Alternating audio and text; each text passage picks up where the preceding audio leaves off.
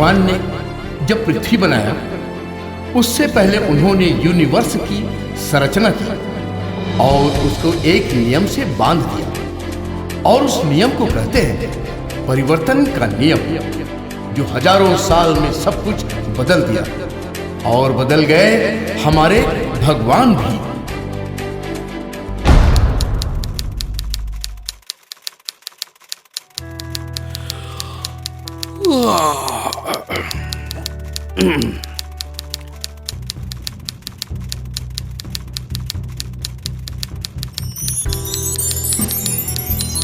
चित्रगुप्त, ये क्या है? क्या महाराज? ये लौ कैसे उत्पन्न हो रही है? महाराज, आप तो यमराज हैं, आप अंतर्यामी हैं। आप ही बताएं हमें ये क्या है। नहीं चित्रगुप्त, ये तुम बताओ, ये क्या है? महाराज, यह एक लड़की का भाग्य है। 1000 सालों में संडे हमारा आता है और उसमें तुम एक लड़की का भाग्य लिखकर हमारा समय बर्बाद कर रहे हो। हाँ महाराज, कुछ काम है नहीं, छुट्टी है, क्या करें।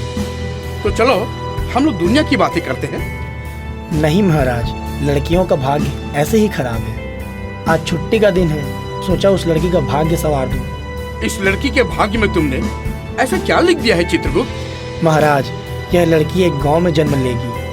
ओह, बचपन से ये बहुत इंटेलिजेंट होगी। सारे गांव में इसका नाम होगा। वाह, क्या बात है। अपने घर की दिशा दशा सब बदल देगी। ऐसा? घर से गरीबी का नामो निशान मिटा देगी। वाह वाह वाह, बहुत खूब, बहुत खूब। देश के सर्वोच्च पद पर बैठेगी और अपने देश का नाम रोशन करेगी। सही में चित्रगुप्त, तुमने इस लड़की का भाग्य कमाल का लिखा है।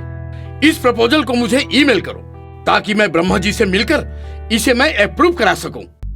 चित्रगुप्त, ये क्या हुआ? पता नहीं महाराज, अभी गूगल में देखता हूँ।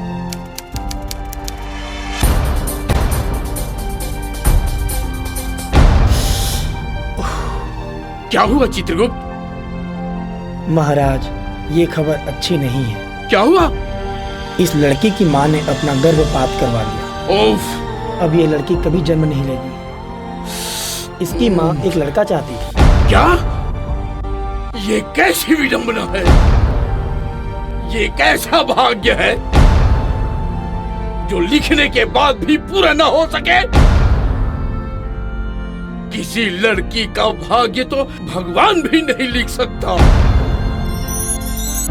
माँ, मुझे इस दुनिया में आने दो माँ, क्योंकि माँ तुम भी कभी एक बेटी थी। ये मत भूलो माँ, मेरी प्यारी माँ।